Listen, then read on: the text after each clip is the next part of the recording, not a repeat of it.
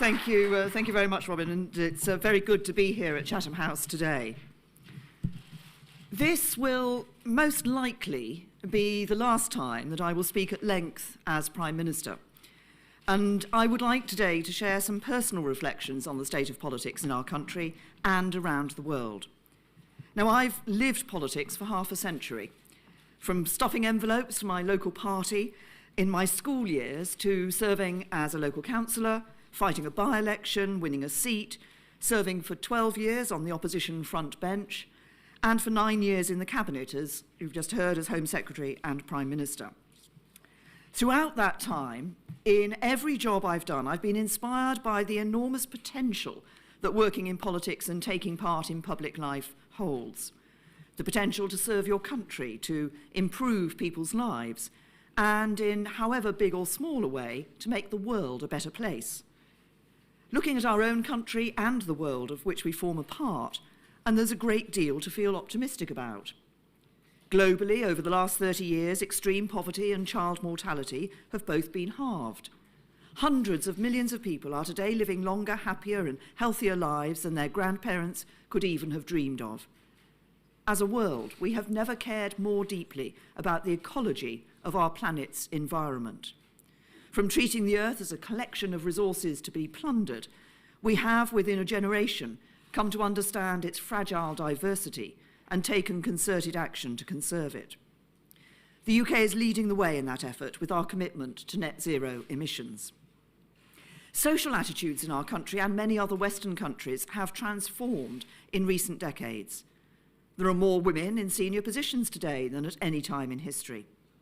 When I was born, it was a crime to be a gay man, legal to discriminate on the basis of sex or race, and casual bigotry was a socially acceptable fact of daily life. All that has changed, and greatly for the better. There remains a long, long way to go to achieve what we should rightly seek, an economy, a society and a world that truly works for all of its people, where everyone has the security of a safe home and enough to eat, the opportunity to get a good education and a satisfying job to support their family, and the freedom of thought, speech and action to do and be everything their talents and hard work fit them for. The generation of young people growing up today in the UK and around the world have it within their grasp to achieve more in the decades ahead than we today can imagine. They will have the chance to harness the great drivers of change in the world today, from artificial intelligence and the data economy, cleaner forms of energy and more efficient modes of transport, to the technological and medical advances that will extend and improve our quality of life. The 21st century has the potential to be a pivotal point in human history, when economic, social and technological progress reach a combined apogee with the benefits multiplied and with everyone enjoying a share. It will not come about without effort. We will all have to work hard, individually and collectively, to reach that better future. Crucially, the full power and potential of a small but strong and strategic state must be brought to bear in that effort, establishing and maintaining the legal and economic structures that allow a regulated free market to flourish, coordinating its own interventions to maximum effect, supporting science and innovation, supplying crucial public services and infrastructure, leading and responding to social progress. At our best, that has been the story of the democratic century that we celebrated last year when we marked the first votes for women and working men in 1918. It has been democratic politics, an open market economy, and the enduring values of free speech, the rule of law, and a system of government founded on the concept of inviolable human rights that has provided the nexus of that progress in the past. And a healthy body politic will be essential to consolidating and extending that progress in the future. It is on that score that today we do have grounds for serious concern. Both domestically and internationally, in substance and in tone, I'm worried about the state of politics. That worry stems from a conviction that the values on which all of our successes have been founded cannot be taken for granted. They may look to us as old as the hills. We might think they will always be there. But establishing the superiority of those values over the alternatives was the hard work of centuries of sacrifice. And to ensure that liberal inheritance can endure for generations to come, we today have a responsibility to be active in conserving it. If we do not, we will all pay the price, rich and poor, strong and weak, powerful and powerless. As a politician, my decisions and actions have always been guided by that conviction. It used to be asked of applicants at Conservative candidate selection meetings, are you a conviction politician or are you a pragmatist? I've never accepted the distinction. Politics is the business of turning your convictions into reality to improve the lives of the people you serve. As a Conservative, I've never had any doubt about what I believe in: security, freedom and opportunity, decency, moderation, patriotism, conserving what is of value, but never shying away from change. Indeed, recognising that often change is the way to conserve. Believing in business, but holding businesses to account if they break the rules. Backing ambition, aspiration, and hard work. Protecting our union of nations, and being prepared to act in its interest, even if that means steering a difficult political course. And remaining always firmly rooted in the common ground of politics, where all great political parties should be. I didn't write about those convictions in pamphlets or make many theoretical speeches about them. I've sought to put them into action. And actually getting things done, rather than simply getting them said, requires some qualities that have become unfashionable of late. One of them is a willingness to compromise. That does not mean compromising your values. It does not mean accepting the lowest common denominator or clinging to outmoded ideas out of apathy or fear. It means being driven by, and when necessary, standing up for your values and convictions, but doing so in the real world, in the arena of public life, where others are making their own case and pursuing their own interests, and where persuasion, teamwork, and a willingness to make mutual concessions are needed to achieve an optimal outcome. That is politics at its best. The alternative is a politics of winners and losers, of absolutes and of perpetual strife, and that threatens us all. Today, an inability to combine principles with pragmatism and make a compromise when required seems to have driven our whole political discourse down the wrong path. It has led to what is in effect a form of absolutism, one which believes that if you simply assert your view loud enough and long enough, you will get your way in the end, or that mobilising your own faction is more important than bringing others with you. This is coarsening our public debate. Some are losing the ability to disagree without demeaning the views of others. Online technology allows people to express their anger and anxiety without filter or accountability. Aggressive assertions are made without regard to the facts or the complexities of an issue, in an environment where the most extreme views tend to be the most noticed. This descent of our debate into rancour and tribal bitterness, and in some cases, even vile abuse at a criminal level, is corrosive for the democratic values which we should all be seeking to uphold. It risks closing down the space for reasoned debate and subverting the principle of freedom of speech. And this does not just create an unpleasant environment. Words have consequences, and ill words that go unchallenged are the first step on a continuum towards ill deeds, towards a much darker place where hatred and prejudice drive not only what people say, but also what they do. This absolutism is not confined to British politics. It festers in politics all across the world. We see it in the rise of political parties on the far left and far right in Europe and beyond. And we see it in the increasingly adversarial nature of international relations, which some view as a zero-sum game, where one country can only gain if others lose, and where power, unconstrained by rules, is the only currency of value. This absolutism at home and abroad is the opposite of politics at its best. It refuses to accept that other points of view are reasonable. It ascribes bad motives to those taking those different views. And it views anything less than 100% of what you want all the time as evidence of failure, when success in fact means achieving the optimum outcome in any given circumstance. The sustainability of modern politics derives not from an uncompromising absolutism, but rather through the painstaking marking out of a common ground. That doesn't mean abandoning our principles, far from it. It means delivering on them with the consent of people on all sides of the debate, so they can ultimately accept the legitimacy of what is being done, even if it may not be the outcome they would initially have preferred. And that is how social progress and international agreement was forged in the years after the Second World War, both at home with the establishment of an enduring national health service and internationally with the creation of an international order based on agreed rules and multilateral institutions. Consider, for example, the story of the NHS. The Beveridge Report was commissioned by a coalition government.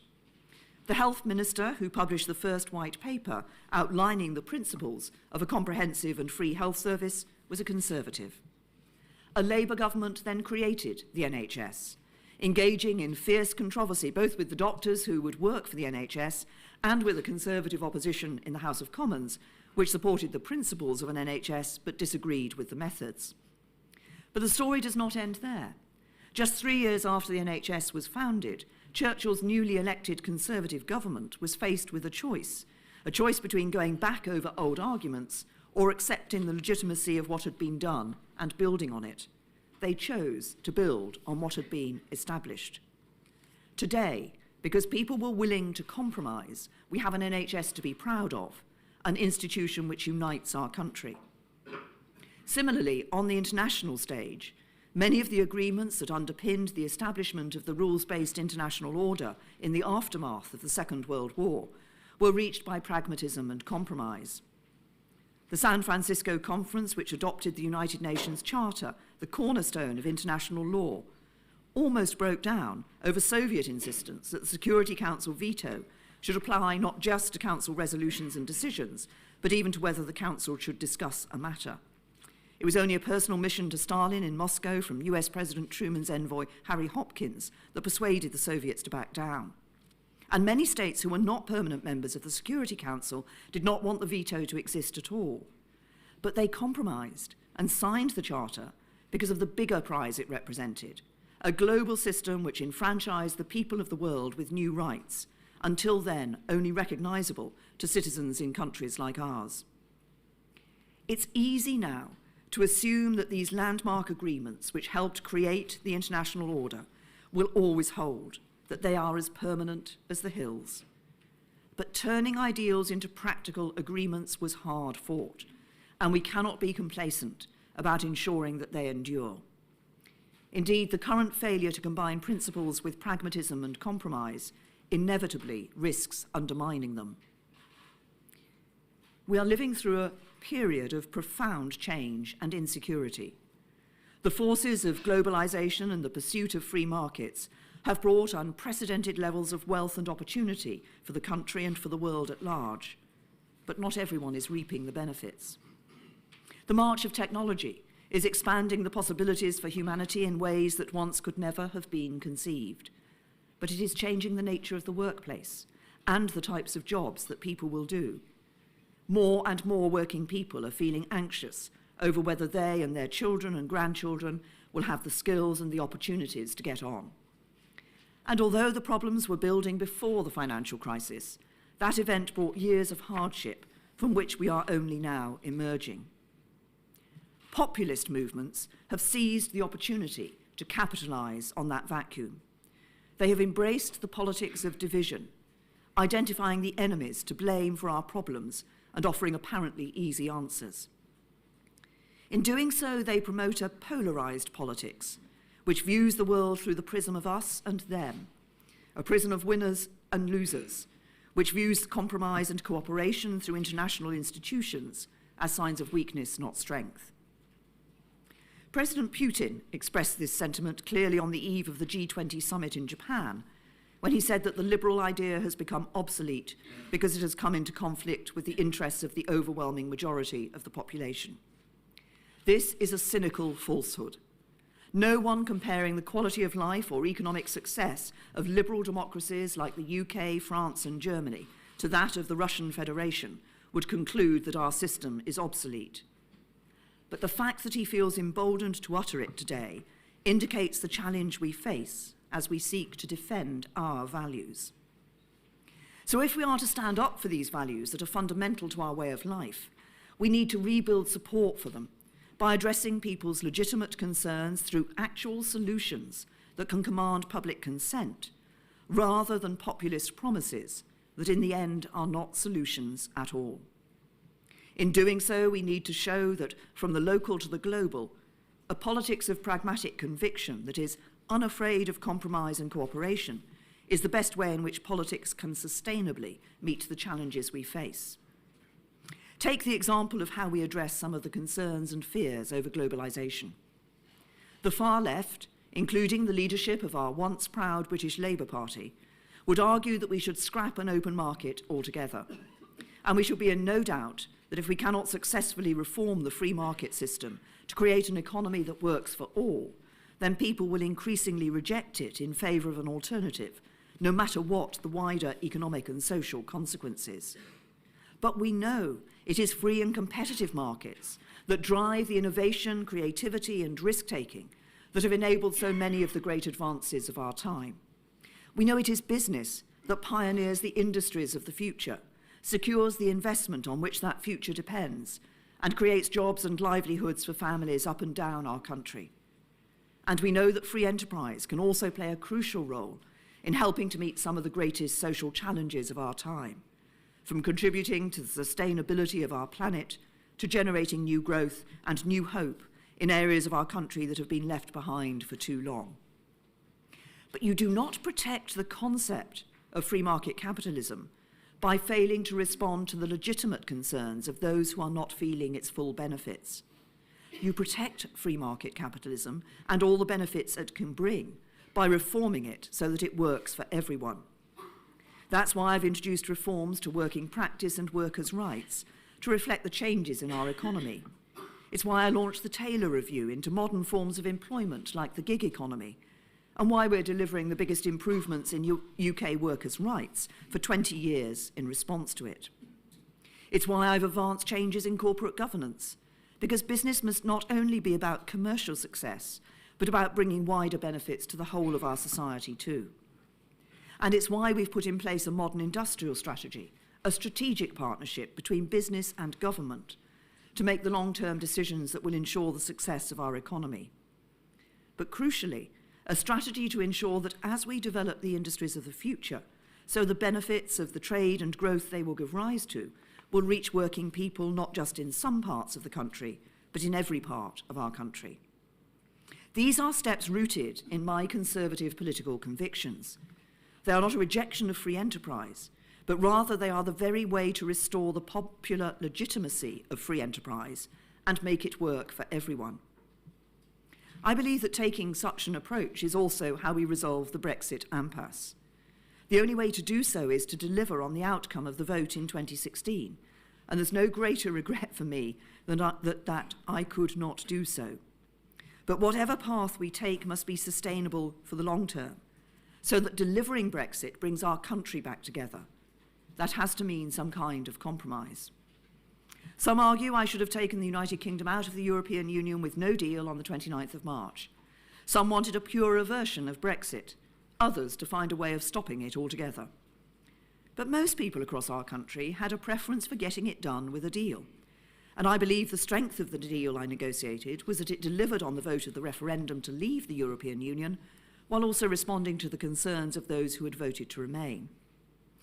The problem was that when it came time for Parliament to ratify the deal, our politics retreated back into its binary pre-referendum positions, a winner-takes-all approach to leaving or remaining. And when opinions have become polarised and driven by ideology, it becomes incredibly hard for a compromise to become a rallying point. The spirit of compromise in the common interest is also crucial in meeting some of the greatest global challenges of our time, from responsibly harnessing the huge potential of digital technology to tackling climate change, and from preventing the further proliferation of nuclear weapons to upholding and strengthening international rules in the face of hostile states. During my premiership, the UK has led the way, both domestically and internationally, in seeking a new settlement which ensures the internet remains a driver of growth and opportunity, but also that internet companies respond more comprehensively to reasonable and legitimate demands, that they take their wider responsibilities to society more seriously. That's why we're legislating in the UK to create a legal duty of care on internet companies, backed up by an independent regulator with the power to enforce its decisions. We're the first country to put forward such an approach, and such a comprehensive approach, but it is not enough to act alone. Ultimately, we need a realistic global approach that achieves the right balance between protecting the individual freedoms of those using the internet while also keeping them safe from harm. And that also holds the key to further progress in the fight to protect our planet. Here in the UK, we've recently built on the 2008 Climate Change Act by becoming the first major economy to agree a landmark net zero target that will end our contribution to climate change by 2050. Of course, there were some who wanted us not just to make that net zero commitment, but to bring it forward even earlier. And there are others who still question the science of climate change or the economic costs of tackling it. But we were able to come together to agree a target that is supported across the political spectrum, across business and civil society, and which is both ambitious and also deliverable. Just as the nations of the world were able to come together and agree the historic Paris Agreement of 2015, a settlement which, if unravelled, would damage us all and our planet. And just as we seek to protect the hard-fought Paris Climate Agreement, so I also believe we must protect the similarly hard-fought JCPOA, the nuclear deal with Iran, whatever its challenges. Once again, it took painstaking pragmatism and compromise to strike that deal. Of course, there are those who fear a reduction in sanctions on a country that continues to pursue destabilising activity across the region, and we should address that activity head-on. But whether we like it or not, a compromise deal remains the best way to get the outcome we all still ultimately seek, to prevent Iran from acquiring a nuclear weapon and to preserve the stability of the region. Being prepared to compromise also means knowing when not to compromise. And when our values are under threat, we must always be willing to stand firm. Just as we did when Russia deployed a deadly nerve agent on the streets of Salisbury, and I led international action across the world to expel more than 100 Russian intelligence officers, the largest collective expulsion of Russian intelligence officers in history. We are here today at St. James's Square, the location from which Dwight Eisenhower led the planning for D-Day. It was standing on the beaches of Normandy with other world leaders last month, remembering together all that was given in defence of our liberty and our values, that most inspired me to come here today to give this speech. Eisenhower once wrote, "People talk about the middle of the road as though it were unacceptable. Things are not all black and white. There have to be compromises. The middle of the road is all of the usable surface. The extremes, right and left, are in the gutters." I believe that seeking the common ground and being prepared to make compromises in order to make progress does not entail a rejection of our values and convictions by one iota. Rather, it is precisely the way to defend them. Not by making promises you cannot keep, or just by telling people what you think they want to hear, but by addressing the concerns people genuinely hold and showing that cooperation, not absolutism, is the only way to deliver for everyone. For the future, if we can recapture the spirit of common purpose, as I believe we must, then we can be optimistic about what together we can achieve. We can find the common ground that will enable us to forge new, innovative global agreements on the most crucial challenges of our time, from protecting our planet to harnessing the power of technology for good. We can renew popular support for liberal democratic values and international cooperation. And in so doing, we can secure our freedom, our prosperity, and our ability to live together peacefully now and for generations to come. Thank you.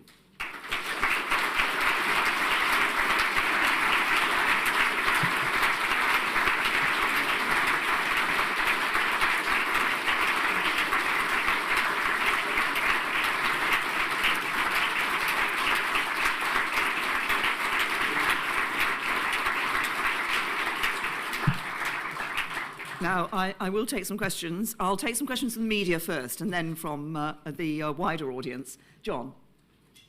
Prime Minister, you've spoken of your concern about a trend in politics away from compromise and towards populism and factionalism.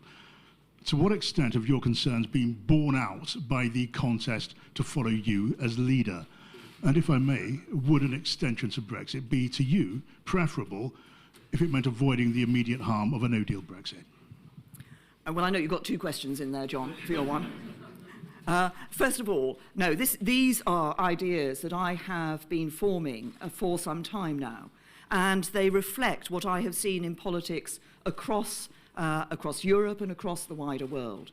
I think that, I have in many international fora since I became Prime Minister, repeatedly raised the importance of the rules-based international order, for example, of us working together, of us working within frameworks that have enabled us to work peacefully together on some of the great challenges that we face.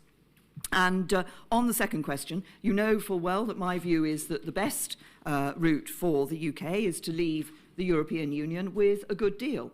I believe we negotiated a good deal. Sadly, Parliament did not take that view and did not come to a majority. It will be up to whoever my successor is to find a way through that and to ensure that we can deliver on the vote of the 2016 referendum, leave the EU and do it in a way that is good for the United Kingdom. Gary?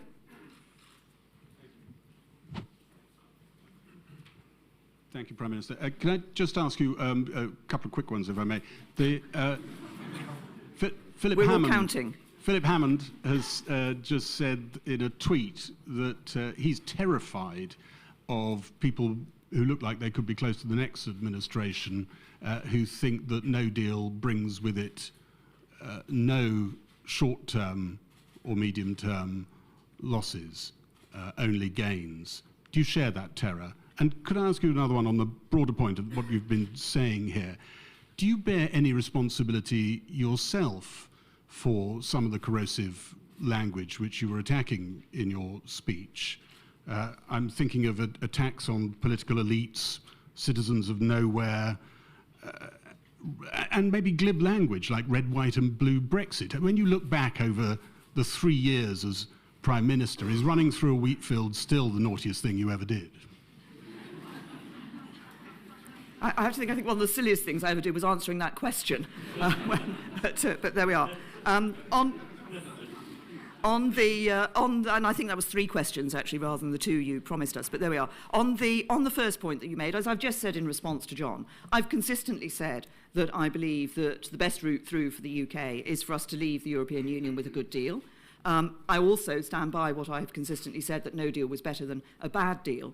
But I think we had a good deal. It will be but Parliament wasn't willing to come behind that with a majority. It will be for whoever succeeds me to find a way through that. And I believe that the aim must still be to leave, i.e. to deliver on the vote of the referendum, but to do so in a way that is in the national interest. On the issue of language, look, has every sort of phrase I used always been as perfect as it should be? No. I mean, there will be phrases that people will have both interpreted in different ways from what was intended, but in overall sense, what I'm saying is that what we now see, and I've seen it developing over time, is a coarsening of the language in our political debate.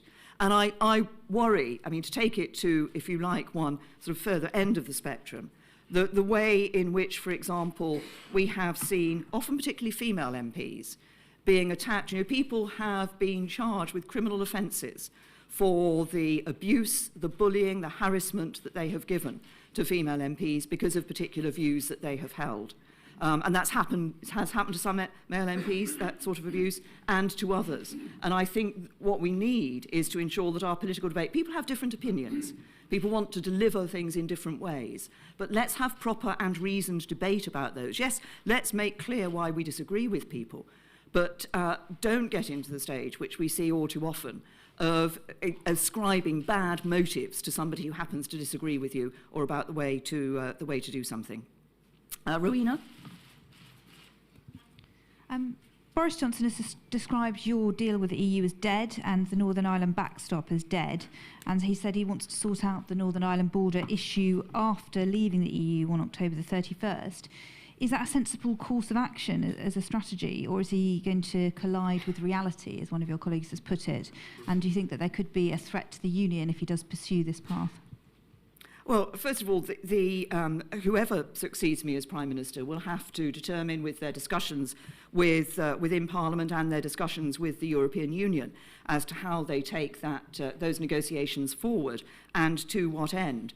I mean, if I just explain why I thought it was important to have the backstop, why we negotiated the backstop, at the heart of the Belfast Good Friday Agreement is an essential compromise that people who are Irish can live in Northern Ireland as part of the United Kingdom, but on a day-to-day basis in their business and their own personal activities, operate without any encumbrance on their operation across that border. I believe it's important that we're able to sustain that into the future. There are various descriptions, as you know, of how that could be done. People are working actively on alternative technological solutions to the border issue, but that was why I thought that was important. Tom? Thank you, Prime Minister. Just quickly, Manchester Police have confirmed Hashim Abedi has been extradited back to Britain in relation to the Manchester bombings. Did you play any part in that, and how important was it for you to see that on your watch before you go next week? And with relation to your speech, you talk about absolutism at home and abroad. Who are you referring to, particular names in that? And can you rule out, you meant no reference at all to either Donald Trump or Boris Johnson? On the first point that you raise, Tom, we all know that the attack that took place in the Manchester arena was an appalling attack, a senseless attack. And this is clearly an important moment in the investigation. I hope it is a welcome step for the loved ones of all of the victims, those people who have commanded themselves with such dignity through what has been a deeply distressing and difficult time for them, and conducted themselves with that dignity as they search for justice. I want to thank all of those who've worked so hard to come to this point, and no doubt will continue to work hard. I think what we all now need to see is to see that all involved in this case are able to see that case progress and that case brought to the courts. And on the issue of absolutism, no, this is a general observation that I have. I've seen it in politics across the world. And I think I wanted to speak about it today because I think it is important that we try to bring debate generally back into a more reasoned area so that people, as I've just said, people holding different views can have serious debate and discussion with each other. They may continue to disagree, but actually having that serious and reasoned debate is an important part of our politics, and that is when politics can be at their best and can actually deliver for people. Now I'll take some questions from the rest of the audience. There's one right at the back there.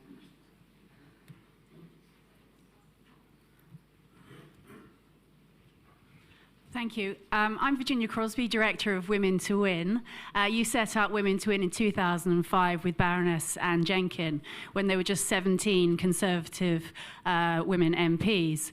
Progress has been glacial. We have 4 out of 5 Conservative MPs are male, and we've never had a Conservative woman MP in Wales. We need your help. Would you come back and help us? Well, I'm bound to point out, despite the fact that, yes, we still want to see more women in Parliament, I want to see more women Conservatives in Parliament, that we are the only party that has had two female Prime Ministers, which I think is quite important for the female. And you're asking me, I will continue to champion the need for getting more women into politics. I think that's an important part of the debate as well. If you have a politics where people have the same sorts of backgrounds and therefore tend to have the same sorts of views and the same sort of experience, you don't get I think, the contribution to decisions that you do when you have a more diverse Parliament, more diverse experience coming into Parliament. The same goes for business as well. I think you get better decisions with that greater diversity.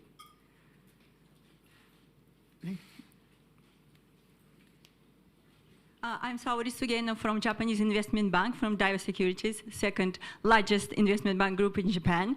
And considering the very important ties and relations with not only Japan, but with investors around the world, what Prime Minister would be your message for investors who are considering the next destinations for the investments? Thank you.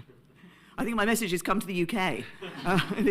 But look, I think what is interesting is the way in which investment in the UK has held up over the past 3 years, despite the fact that we've been going through the Brexit negotiations and those haven't come to a fruition yet. And I think that is a sign of the underlying strength of our UK economy. I think we've seen that underlying strength further in the employment figures we saw this week. We had some major announcements a week or so ago about continued investment in the next stage of the automotive sector, the electric vehicles. I think the strength that we have in our democracy, our rule of law, the ecosystem that we can provide for investors remains there and will remain there. And I think there will be huge opportunities for investors in the future. Gentleman at the front here. Hi, Dominic Dudley. Would you say you've left the country and indeed your party in a better or worse state since when you became Prime Minister? And in related point to that, you've talked a lot about the responsibility and irresponsibility of different political actors these days, yet you don't seem to take any responsibility for the effects your own words have, phrases like queue jumpers and so on, which are hurtful and give succor to a lot of bigots and xenophobes out there. So should you not take a bit more responsibility for your own actions and words? Thank you. Yeah. Well, on the second point that you made, I did make clear that I recognise I should not have used that particular phrase that you quoted. Yes, I shouldn't have used it in the first place, but I made clear that I recognise that after the event. We do all. I mean, I've said in answer, sometimes I don't claim that I get every single phrase I use right, but I think we all in politics do have to think carefully about what how we express things and about the degree of debate that we have and the type of debate that we have. On the question of the party in the country, I mean, I'm disappointed. As I say, it's a matter of deep regret to me that I haven't managed to get Brexit over the line. I think that the overwhelming view of the public in the UK is that they just want it to be done and us to be able to get on to the next stage, if you like, of the country's life.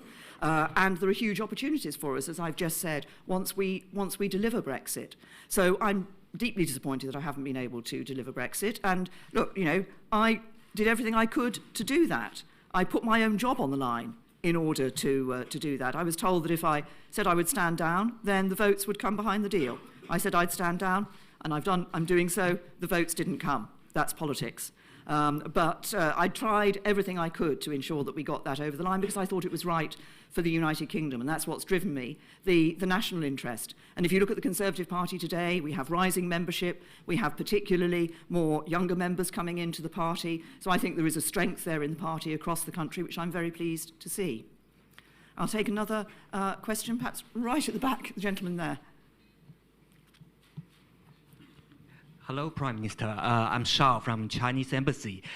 During your tenure of office, you have been developing relations with China, but at the same time, there are some also disputes concerning like Hong Kong or Huawei, etc. So what's your advice to your successor when they deal with China? Well,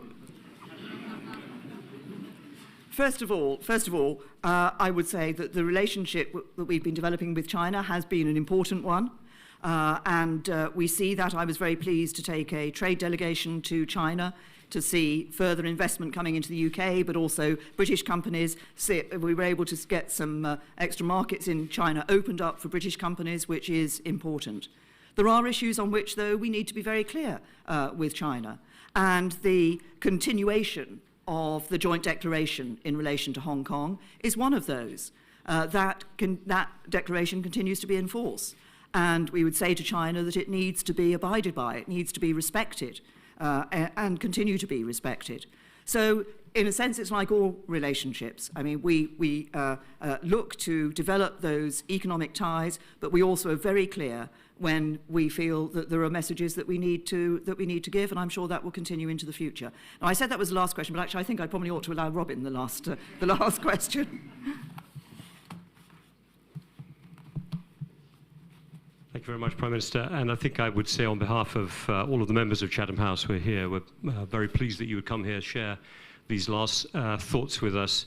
As you said, your last major speech, likely to be, so we appreciate it very much. And as I said, we hope to be able to welcome you back. One question, the United States has come up, but maybe only tangentially, and you spoke in particular in your speech about the importance of the rule of law, multilateralism. The UK relationship with the US has been one of those pillars holding that particular rules-based order, to use the phrase, together. How concerned are you, to be frank, about the future of the United States that is worried about itself and its own future, that has quite a tribal and polarized debate internally? If a White House is difficult to convince in these areas, you've done a lot of work with the Congress. Your first visit before seeing President Trump was to visit the congressional Republicans in the Senate. How do you think your successors should be handling this relationship at this critical time? Well, the first thing I would say is that a special relationship we have with the United States remains, and that is there regardless of who sits in number 10 or who sits in the White House. And of course, at its core is that the strongest and deepest security and defense relationship that we have around the world. And that has been a bedrock of NATO, it's been a bedrock of maintaining peace in Europe, and it will continue to be that for the future. And as we look at the question of multilateral institutions, and yes, I mean, I quoted, obviously we've had the example of the Paris Agreement with the US pulling out of that. I consistently say to President Trump, I hope one day the US will go back into the Paris Agreement. And we've had a disagreement about the JCPOA, and we continue with France and Germany to work to maintain the JCPOA, because we believe that is an important part of stopping Iran from getting those nuclear weapons. But what I would say overall to people in America is that there isn't a sort of dichotomy between having a country that is strong and an economy that is strong and being part of multilateral institutions. Indeed, it is, the two are, I'm going to say, sort of symbiotic, but you can, being part of a multilateral institution, being part around the world of a framework of rules that operates, can be an important part of helping countries to maintain their strength and the strength of their economies. Thank you.